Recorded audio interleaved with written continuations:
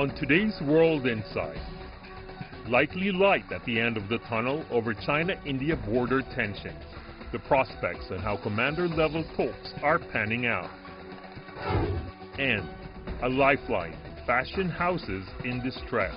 The creative force behind the 3.1 Philip Lim brand talks about surviving one crisis after another for fashion's sake. Being Chinese and growing up, I guess our value system is in harmony with nature, right?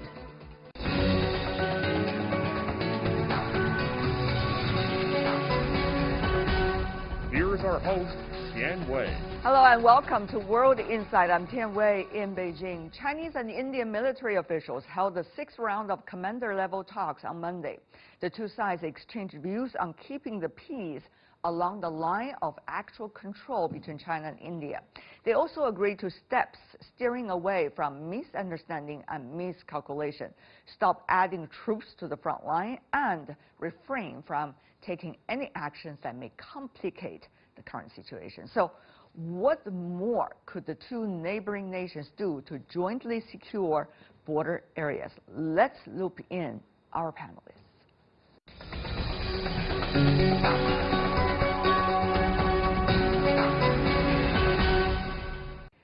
For China-India relations in New Delhi, we are joined by Deepankar Banerjee, who is a senior strategic consultant and former director and head of the Institute for Peace and Conflict Studies. In Beijing, Zhou Rong, senior analyst from the Chongyang Institute for Financial Studies at Renmin University of China. Gentlemen, welcome to the program. Both sides have agreed to disengage, at least not to send further troops to the line of actual control between the two sides. Is that a good sign? Yes, it is indeed a good sign. This meeting at Moscow between Foreign Minister Jaishankar of India and State Councillor Wang Yi in Moscow went off very well. There are 5 points on which there was an agreement, and we look forward to the implementation of these 5 points. Mr. Zhou, your take from China's perspective. Yeah. I really think it's a very sound, very positive information. And what we want to see is to try to implement the common sense between the two foreign ministers and the two defense ministers. Actually, we want India to fully implement their promises. China, of course, have no problem to implement its promises. China will fully obey its what they promised to India. Hopefully, India will do the same thing to China. Okay. Now, Mr. Zhou and Mr. Banerjee, both of you know very well the region we're talking about are likely to welcome its annual winter very soon. Now, the temperature in that area could reach as low as 60 degrees, below zero, which means stationing huge amount of troops in that region for any party will be extremely challenging. At this point, will the two sides, do you think, follow up with their promises? The meeting was held at the corp commander level, 3-star, 2-star general level in Moldo in Ladakh, and further discussions have taken place. India remains committed to fulfilling and implementing these 5 points. We must not allow the differences between our two sides to become permanent and become disputes. But I think it is time, guys. First, of course, no new forces must be inducted into this region at present, and then begin a process of disengagement of the forces which are actually deployed in this region. Mr. Zhou, step by step, yes. How is likely China going to do it? Mr. Banerjee talked about the Indian side. What about China's side? Tension temperature between India and China, the relationship, should also calm down. For winter, the soldiers should not die from the cold and also should not die from the fighting. So both sides should fully and seriously implement their promises or their consensus. I'm sure for China's side, we are very confident China will fully obey what they said. Now, Mr. Banerjee, from the Indian side, there has been interesting mixed messages coming from the administrative branch of the government and also from the military. We know that there are nuances between the two sides in India. So how should we understand the backdrop of the promise made by the military? And once made by the military, how likely they are going to be implemented? And what's likely to be the interactions between the military side and the current administration regarding that? There is no difference between either the military side or the civil foreign ministry side. Now, for example, in this meeting that took place at Moldo in Ladakh, a senior official from the Ministry of Foreign Affairs, External Affairs in India, was also present in this general level talks. So there is a singular policy between the Foreign Ministry and the Ministry of Defense, between the army and the civil leadership. There is no difference. So let me suggest that there are differences between India and China position, between the government of India and the PLA and the Chinese government, I'm sure. And so we should both continue our dialogue and discussion based on these 5 principles that both the ministers have agreed to in Moscow, and begin to implement that in sincerity and in complete trust to each other. Mr. Zhou, Mr. Banerjee certainly stated his point from the India's perspective and angle. I'm sure the Chinese dispute the reasons of the clash. Tell me more about what the Chinese stance is regarding the reasons and the causes of the conflict, and also how do you see the possibility of the Indian side coming together regarding implementation? I think China does not have any single ambitions towards occupying any single inch of Indian territory. There's no such kind of saying. For Indian side, we could not just understand mine is mine, what I think yours is mine. So this kind of way of thinking should not be acceptable. I'm sure the dialogue, as our Indian friends said, is the only way to solve the problem, to resolve the conflict. So the Indian side should just de-escalate the tension, especially from India, not just regard China as enemy. Remember, for the last 2 years, there's 2 summits between China and India. President Xi Jinping and the Prime Minister Modi, they have very, very sincere and friendly talk. We should continue to follow the spirit of the summit. Go ahead, Mr. Banerjee. Yes. Now, this is largely what the Indian side also feels. Now, Deng Xiaoping had laid down in 1988 that we should finalize our border arrangements until such time, border between our 2 countries, and till such time as that happens, we should proceed to maintain peace and tranquility in our border areas. Now, it is more than 20 years since then. It is time that we seriously, both of us, both sides, discuss the border area serious manner and resolve this situation. Currently, the border is divided by a line of actual control, what we call in China, in English, as the line of actual control. Now, there should be a clarity regarding that. Both sides should sit down together and agree on this line at the earliest. Once that is agreed upon, then we have had good proposals, firstly from Chinese side in 1996 regarding major significant military confidence building measures.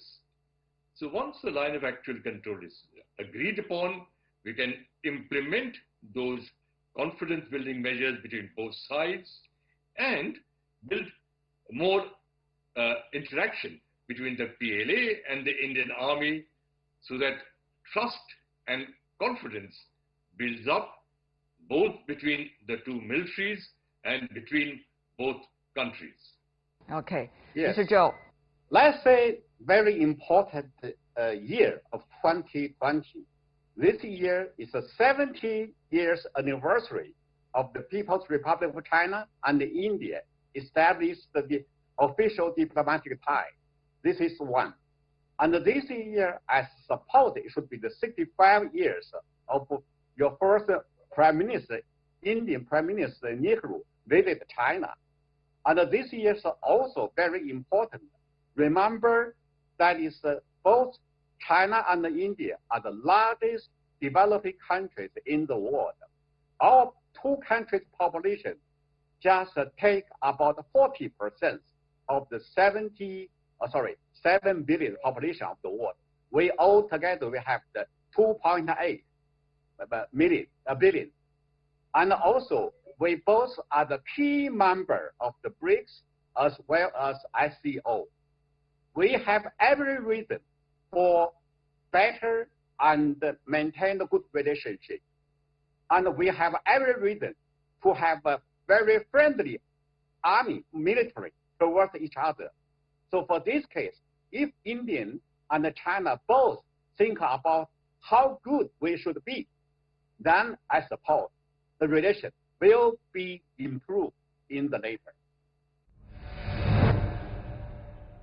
Mr. Zhou, there is concern from the Chinese side, if I understand right, correct me if I'm wrong, that there might be the danger of the quote-unquote a third-party involvement, namely the United States. As we know, China and U.S. are in somewhat kinds of a geopolitical competition, if not a rivalry, at least for now.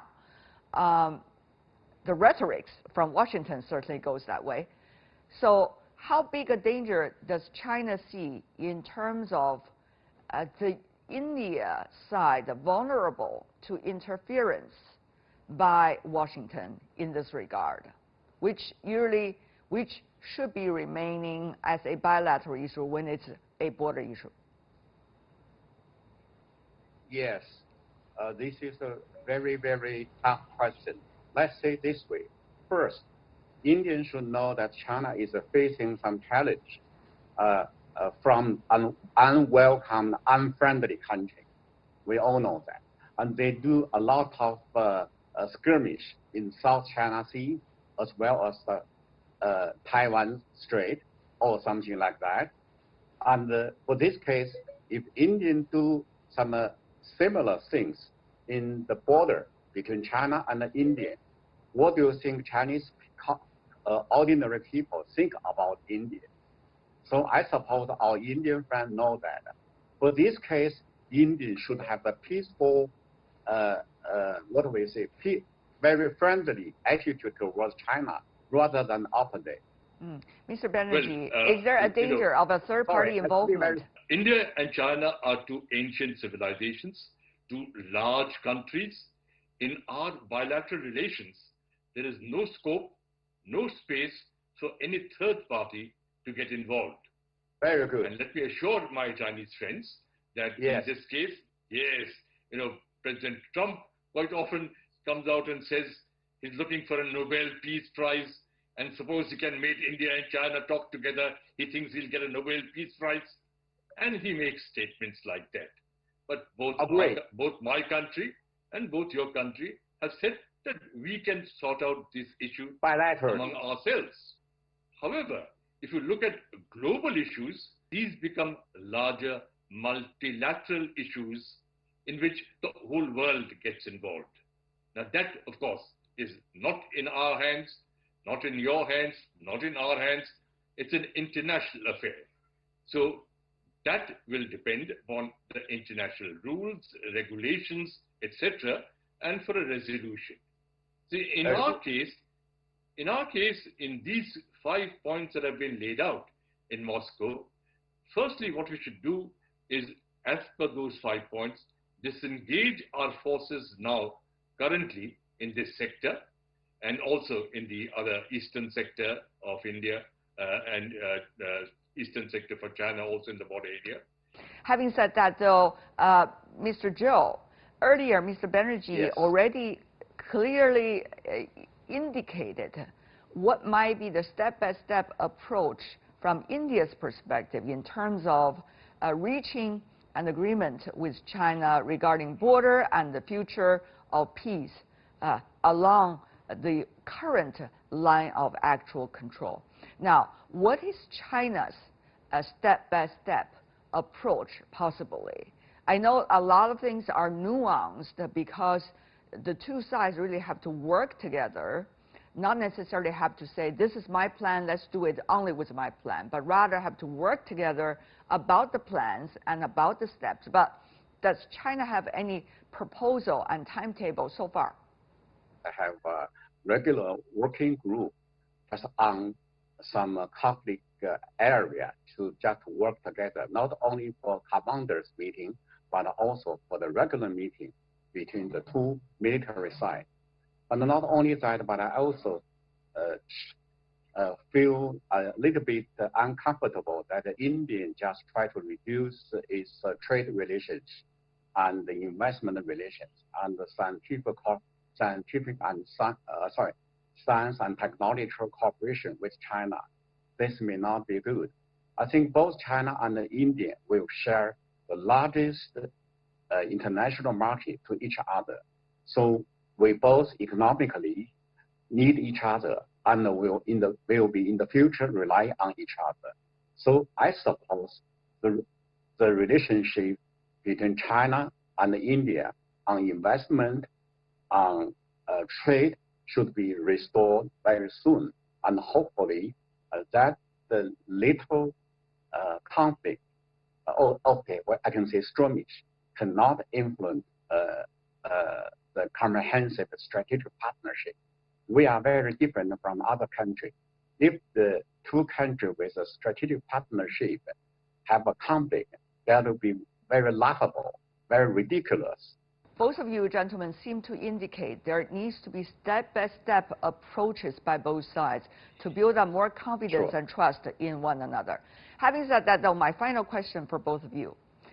How will the two countries be able to avoid the manipulation as a result of the ongoing geopolitics, including that between China and the United States, and the U.S. strategy, trying to divide the world between two teams, quote-unquote, those with China and those with the U.S., and also the challenges of COVID-19, which is an unprecedented health problem the world is facing altogether. How would the two sides be able to avoid manipulations from these two possibilities? Mr. Zhou first, please, and then Mr. Banerjee. For this case, hopefully, Indian government may focus its attention to domestic matters. Hopefully, we take this opportunity to have a more dialogue, such as the hotline between the two summits and some other, some junior levels. We can have a hotline dialogue and a hotline conversation, just try to control any kind of crisis happen, or something like good before conflict happen. So that I think will be a very good step, and in the future, the instrument will be very regular, very meaningful, very effective. I see. So that probably would only happen more people to people after the COVID-19 becomes less a problem, because now it's a big problem facing all of us and beyond borders. Mr. Banerjee, your take about how to avoid manipulations as a result of the crisis of COVID-19 and as a result of geopolitical issues. China-U.S. relations is only one of them. Yes, indeed. I think this is a very important issue facing both our countries right now. Post the pandemic situation, the whole global order is undergoing a very fundamental change. A greater instability, uncertainties, tension, and the possibility of conflict. This is not in the interest of either China or India or any of the other major powers in the world. So it is time for cool heads to prevail, work out new modalities of cooperation and collaboration. In the last program that we appeared together just a few days ago, yes, I had suggested India has got a very large pharmaceutical industry, and our new medicines for countering COVID will be out in a matter of months. India has been producing, is a medicine factory for the world, just like China is a manufacturing country for the whole world on all other goods. Collaboration between India and China in this respect will be an enormously good measure for both the cooperation and good for the world. But finally, let me also address the question of additional confidence building measures, military confidence building measures between our two countries in order to reduce and address the current situation. You know, the conference that was held 2 years ago at near Chengdu, where Tsai Ing-wen from China and our minister from here and select leaders from both sides had a very frank discussion on our India-China border issues. And in your channel, CCTV channel, I had an excellent session with General Su Cheng-hu, when we addressed several issues regarding military confidence building measures between our two countries. I made a big presentation. We need to move forward in several of those areas. We must first stabilize and improve our bilateral relations in order to be able to cooperate and collaborate for the good of the world. So, gentlemen, I want to thank both of you for your insights and ideas. Dipankar Banerjee, Joe Rong, really appreciate it. Thank you.